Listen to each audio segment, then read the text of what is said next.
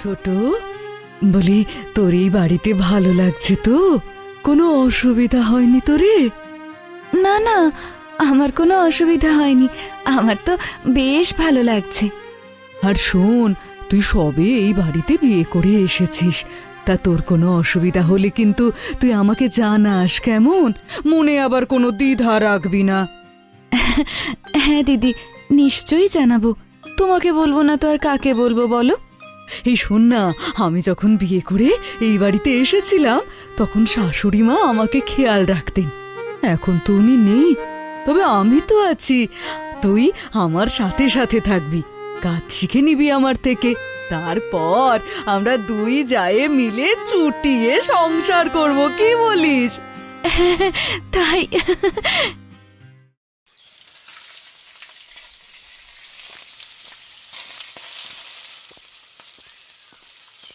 দিদি, দিদি, আজ কি রান্না করছো? রুই মাছের ঝোল। ইস, ভাবলাম আজ চিংড়ি মাছের মালাইকারি খাবো, কিন্তু আজও সেই প্যাচ প্যাচে রুই মাছের ঝোল। এ কি বলছিস ছোট? কাল মুরগির মাংস হলো, আজ আবার চিংড়ি মাছ? ওরে, আমরা মধ্যবিত্ত সংসারের, আমরা রোজ রোজ অত ভালো ভালো খাবার কোথা থেকে খাবো বলতো? আর তাছাড়া রুই মাছ খারাপ কোথায় রে? এই তুই আসার পর থেকে তাও তো এত মাছ মাংস রান্না হচ্ছে, নইলে আগে তো রান্নাও এত হতো না এসব মাছ মাংস এই বাড়িতে। তুমি কি বলতে চাইছো দিদি? আমি এসেছি বলে এই সংসারের খরচ বেড়ে গেছে? হ্যাঁ, আমার জন্য সমস্যা হচ্ছে? এই না রে না, আমি এমনটা বলিনি ছোট। আমি শুধু বললাম সংসারে আয় বুঝে ব্যয় করতে হবে। হ্যাঁ, আমি তো ছোট, আমি কি আর সব বুঝি? আমি তো কিছুই বুঝি না, তাই না? দেখ ছোট, দেখ, মাথা ঠান্ডা করে তুই এখন একটু ঘরে যা। ভুল বুঝছিস রে তুই আমাকে। এ কি, এই চাল ডালগুলো এভাবে উঠোনে পড়ে আছে কেন? এগুলো আমি এখানেই ফেলে রেখেছি দিদি। অনেক ছোট ছোট পোকা ঘুরে বেড়াচ্ছে চালে আর ডালে, ও তো আর খাওয়া যাবে না, তাই বেকার পড়ে থাকার থেকে উঠোনে ফেলে দিয়েছি, পাখিতে এসে খেয়ে যাবে। ভালো করেছি না দিদি? একদমই না, খুব খারাপ করেছিস। এটা তোর বাড়ি নয় ছোট, এমনটা করার আগে তোর আমাকে একবার জানানো উচিত ছিল। মানে এই বাড়ি কি আমার বাড়ি নয়? আমি কিছু করতে পারবো না নিজের থেকে? পোকা ধরা চাল ফেলে দেবো না তো কি করবো আমি? এমন একটু একটু পোকা ধরা চাল ডাল রোদে দিলেই সব পোকা চলে যায়, আর তারপর খাওয়াও যায় সেগুলো। তুই জানিস কত কষ্ট করে এগুলো বাড়িতে আনতে হয়? তোকে তো আবার বোঝানোটাই বেকার।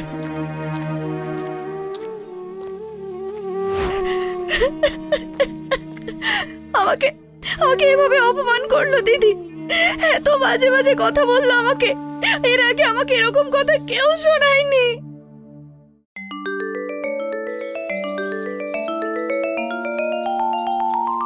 আমি একটু বাজারে যাচ্ছি রে, তুই খেয়াল রাখিস আজ বাড়ির। আধ ঘন্টার মধ্যেই আমি চলে আসবো।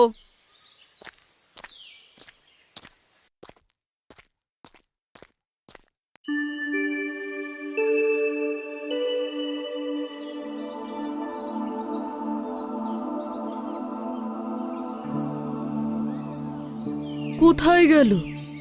কালকে তো সন্ধ্যা দিয়ে প্রদীপটা এখানেই রেখেছিলাম। দিদি, আমি ওকে বলেছি আসার সময় একটা বড় প্রদীপ কিনে আনতে। কিনে আনতে? তা আমাদের প্রদীপটা কোথায় গেল দেখেছিস তুই? ওটা তো সকালে বেচে দিয়েছি। কি বেচে দিয়েছিস মানে? আরে দিদি, ওটা খুব পাতলা হয়ে গেছে, বেশিক্ষণ হাতে ধরে রাখা যায় না, খুব গরম হয়ে যায়। তুমিও তো সেদিন বলছিলে ওটা অনেক পুরনো হয়ে গেছে। হ্যাঁ বলেছি তো বলেছি, তাতে হয়েছেটা কি? হ্যাঁ, বেচে দিতে হবে তা বলে কখন শুনি?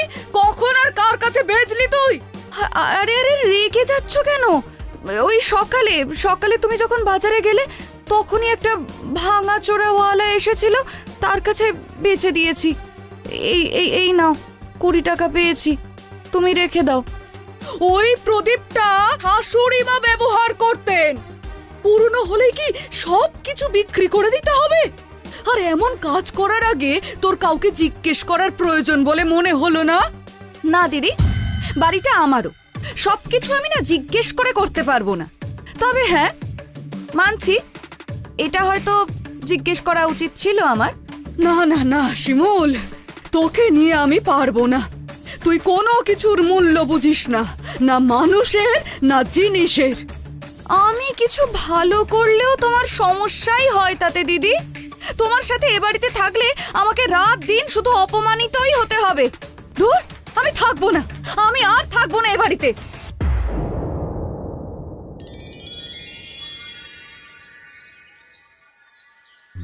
সাবধানে যাস তোরা, আর পৌঁছিয়ে ফোন করিস। বিয়ের পর এই প্রথমবার তোরা ঘুরতে যাচ্ছিস ছোট, খুব আনন্দ করিস কেমন? ছোট, এটা নে, আমার ভাই এটা যত্ন করে আমাকে তৈরি করিয়ে দিয়েছিল। তুই সেদিন দেখে বলছিলি না এটা তোর খুবই পছন্দ হয়েছিল?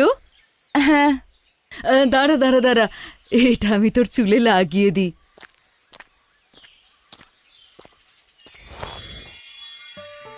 তুমি এটা আমাকে দিলে দিদি? সত্যি এটা আমার খুব পছন্দ হয়েছিল, ধন্যবাদ দিদি। ধুর পাগল, এর জন্য আবার ধন্যবাদ কিসের? সাবধানে আয় তোরা। হ্যাঁ দাদা, বৌদি, আসছি।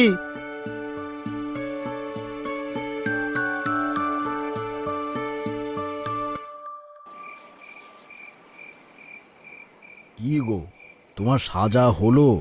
শুভ ফোন করেছিল, ওরা ট্রেনে উঠে পড়েছে। তাই উঠে পড়েছে? যাক বাবা, ভালোই ভালোই ঘুরে আসুক। এ তো ঠিকই আছে, তা তোমার সাজতে সাজতে বিয়ের বাড়ি শেষ না হয়ে যায়। আরে না না, এই তো আমি তৈরি। এই এই এই দেখো তো, এই কানের দুলটা কেমন লাগছে? কি সুন্দর না? বাহ, সত্যি এটা খুব সুন্দর তো। তবে এটা তুমি কোথায় পেলে? এটা শিমুলের কাছ থেকে বিয়েতে পরার জন্য আমি নিয়েছি। শিমুলের ঘরে রত্না আর শিমুল বসে আছে। শিমুল তার খাটে তার অনেক গয়না বার করে রেখেছে। শিমুল একটা গয়না হাতে নিয়ে বলে, এটা দেখো দিদি, এটা হীরের হার। এটা আমার বড় মামা বিদেশ থেকে এনে দিয়েছে আমাকে। বাহ, খুব সুন্দর এটা। তা এটার এটার তো অনেক দাম তাহলে, তাই না? হ্যাঁ, তা তো হবেই। রত্না আরেকটি গহনার দিকে তাকিয়ে বলে, শিমুল, এই হারটাও তো খুব সুন্দর রে বোন, দারুণ লাগছে দেখতে। তোমার পছন্দ হয়েছে? হ্যাঁ, বেশ সুন্দর। তাহলে তোমার যখন পরার ইচ্ছে হবে তখন আমায় বলবে, আমি তোমাকে দিয়ে দেব। সত্যি দিবি? তাহলে পরের মাসে বোনের বিয়ে আছে, দিস তবে, পড়ে যাব। রত্নার হাতে দিয়ে বলে, হ্যাঁ হ্যাঁ হ্যাঁ, এই নাও পরো, তবে বিয়ে বাড়িতে। এটা তো ওই বাবা ফোন করেছে, আমি কথা বলে নি। হ্যাঁ আচ্ছা, কথা বল। এই রে, আমিও তো রান্না বসিয়ে এসেছি, এই আমি আসলাম এখন। এই বলে রত্না বেরিয়ে যায়। বাহ, খুব ভালো, ছোট বউয়ের মনটা বেশ ভালো, বলো? সে ভালো, কিন্তু বড় ঘরের মেয়ে তো, কি জানি মাঝে মধ্যে কেমন খারাপ লাগে ওর ব্যবহার, জানো? আর আমারও মাথাটা গরম হয়ে গেলে দুটো বাজে কথা বলে ফেলি ওকে। ও কিছুদিন বাদে ঠিক হয়ে যাবে। চলো এবার তুমি, বিয়ে বাড়িতে খাবার সব শেষ হয়ে যাবে। ফুচকা খাওয়ার জন্য দেখো রেশন দোকানের মতো লাইন দিতে হবে। তুমিও না পারো বটে। চলো চলো চলো।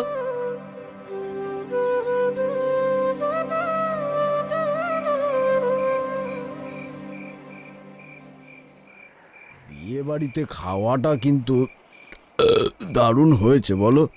ভেটকি মাছটা তো আহা, কি স্বাদ!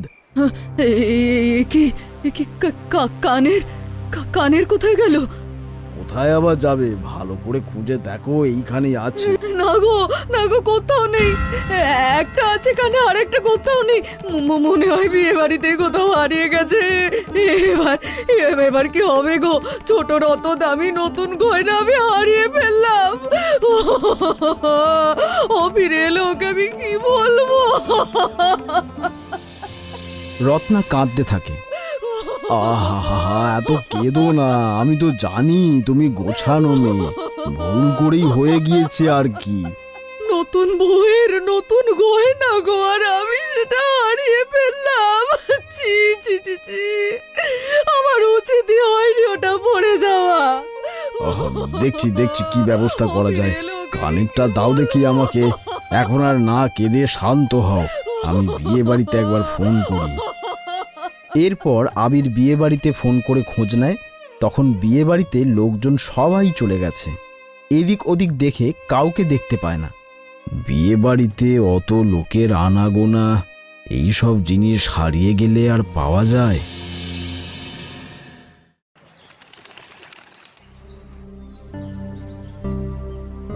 আবির বাড়ি এলে রত্না তাকে জল দেয়।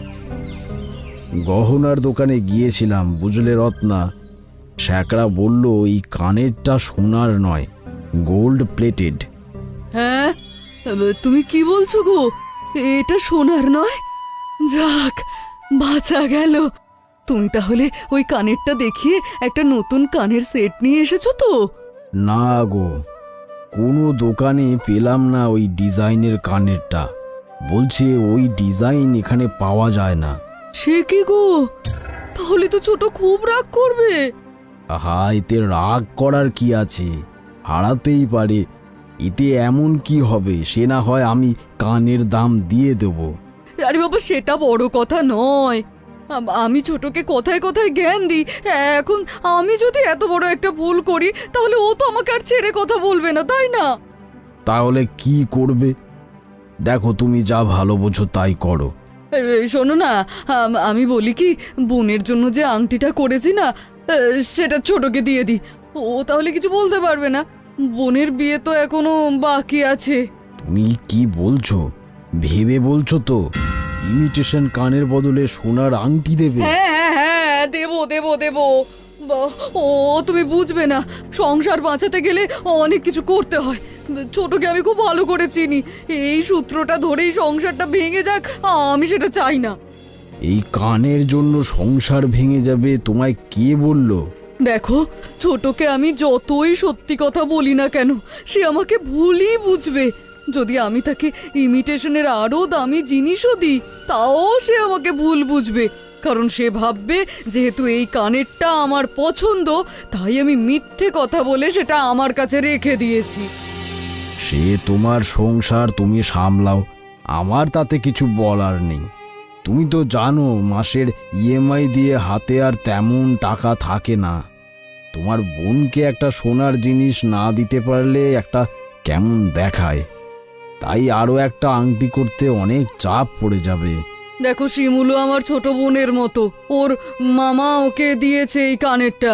তারপরেও হয়তো আগে কখনো পরেও নি, আগে আমাকেই পড়তে দিয়েছিল।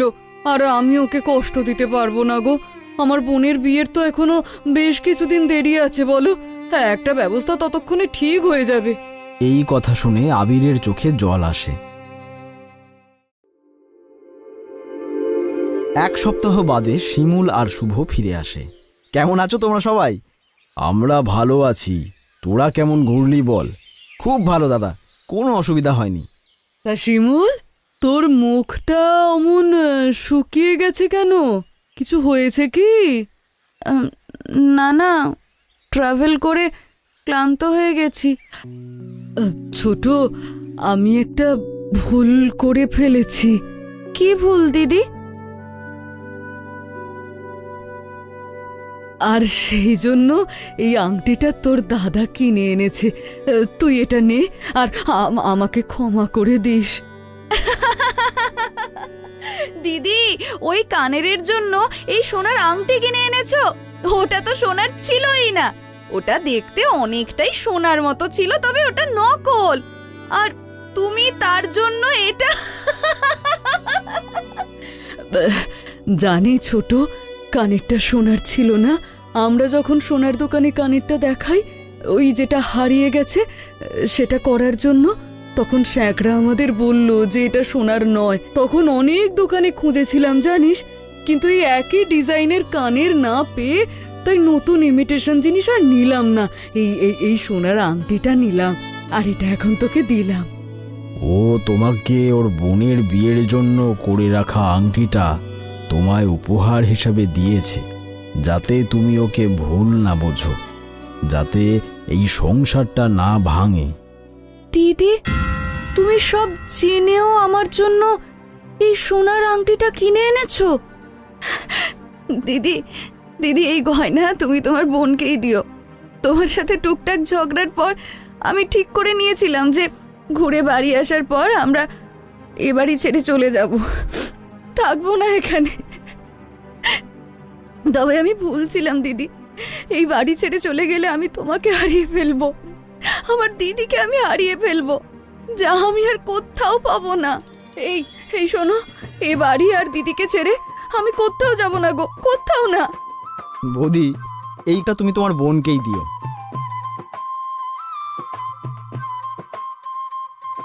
দিদি, পাগল মেয়ে একটা।